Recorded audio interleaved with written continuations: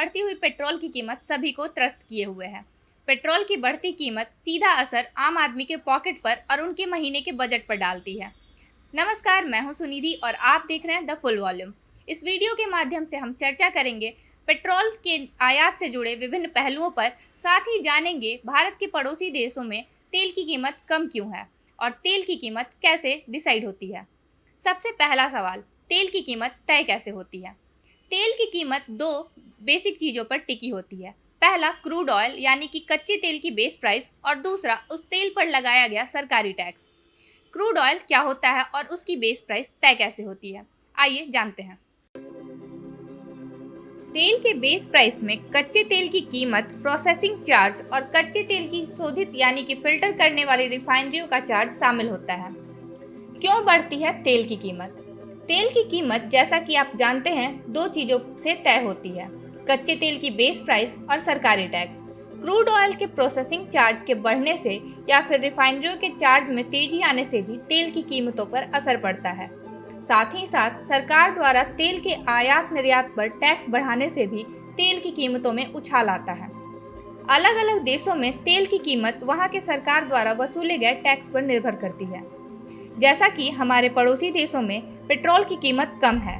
15 फरवरी के प्राप्त डेटा के अनुसार पाकिस्तान में पेट्रोल की कीमत 51 रुपये 14 पैसे, श्रीलंका में 60 रुपये 26 पैसे, बांग्लादेश में 76 रुपये 41 पैसे, नेपाल में 68 रुपये 98 पैसे और भूटान में 49 रुपये 56 पैसे थी। नेपाल की पेट्रोल की आपूर्ति भारत से होती है, फिर भी नेपाल में पेट्रोल की कीमतें कम हैं। दोनों देशों के बीच हुई एक पुरानी संधि के अनुसार इंडियन ऑयल कॉरपोरेशन, जिसे हम IOC के नाम से जानते हैं, नेपाल के लिए खाड़ी देशों से पेट्रोलियम का आयात करता है। नेपाल को यह पेट्रोल खरीद मूल्य पर बेचा जाता है और केवल रिफाइनरी शुल्क लिया जाता है। यही वजह है कि नेपाल में भारत के मुकाबले पेट्रोल सस्ता है।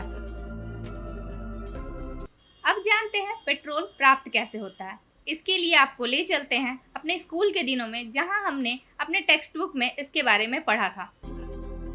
पेट्रोलियम धरातल यानी कि धरती के नीचे स्थित अवसादी परतों के बीच पाया जाने वाला संतृप्त यानी कि सैचुरेटेड हाइड्रोकार्बन का काला भूरे रंग का तैलीय द्रव है, जिसका प्रयोग वर्तमान में ईंधन के रूप में किया जाता है। पेट्रोलियम को जीवाश्म ईंधन भी कहते हैं, क्योंकि इसका निर्माण धरातल के नीचे उच्च ताप व दाब की परिस्थितियों में मृत जीव जंतुओं व वनस्पतियों के जीवाश्मों के रासायनिक रूपांतरण से होता है। पेट्रोलियम शब्द का निर्माण पेट्रो यानी कि चट्टान और ओलियम यानी कि तेल से मिलकर हुआ है। इसे चट्टानी तेल या रॉक ऑयल भी कहा जाता है।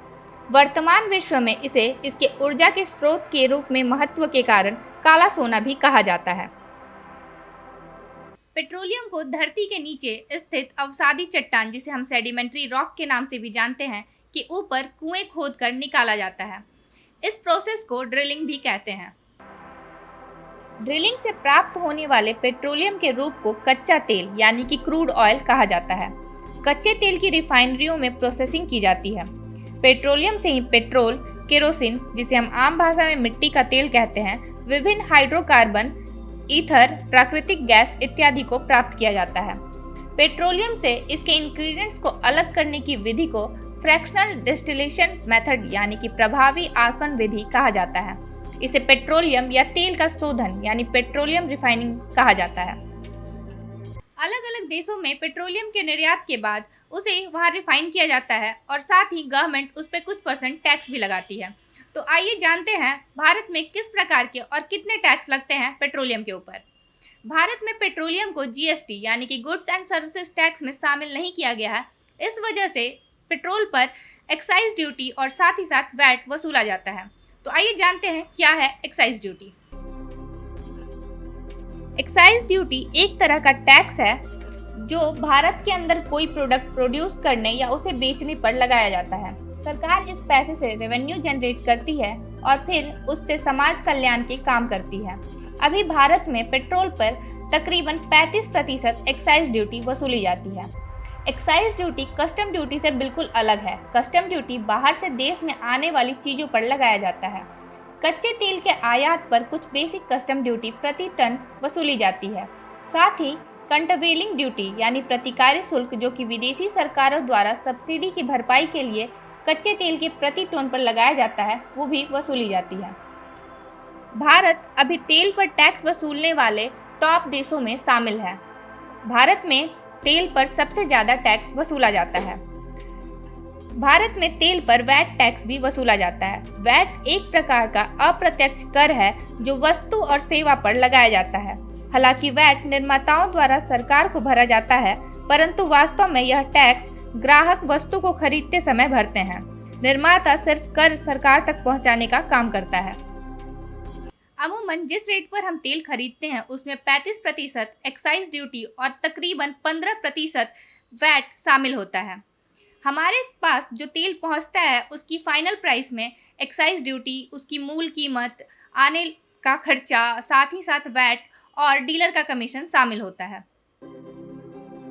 16 फरवरी 2021 के प्राप्त डेटा के अनुसार प्रति लीटर पेट्रोल पर जिसकी मूल कीमत 31 रुपये 82 पैसे थी, उस पर भाड़ा व अन्य खर्च 28 पैसे, 32 रुपये 90 पैसे एक्साइज ड्यूटी और 20 रुपये 61 पैसे वैट और साथ में 3 रुपये 68 पैसे डीलर का कमीशन जोड़कर पब्लिक ने प्रति लीटर पेट्रोल पर 89 रुपये 29 पैसे चुकाए। वहीं उसी दिन के डीजल पर जिसकी मूल कीमत 33 रुपये 46 पैसे थी, जनता ने 79 रुपये 70 पैसे चुकाए, जिसमें 33 रुपये 46 पैसे मूल कीमत, 25 पैसे भाड़ा व अन्य खर्च, 31 रुपये 80 पैसे एक्साइज ड्यूटी, 11 रुपये 68 पैसे वैट और 2 रुपये 51 पैसे डीलर का कमीशन शामिल था। डीजल पेट्रोल की बढ़ती कीमतों के कारण लोग इलेक्ट्रॉनिक वाहनों की तरफ ज़्यादा आकर्षित हो रहे हैं। ई रिक्शा का चलन तो था ही, साथ ही साथ अब ई कार, ई मोटरसाइकिल वगैरह भी चलन में आ रही हैं। हमें आशा है कि आपको पेट्रोल से जुड़ी सारी चीज़ें इस वीडियो के माध्यम से समझ आ गई होंगी।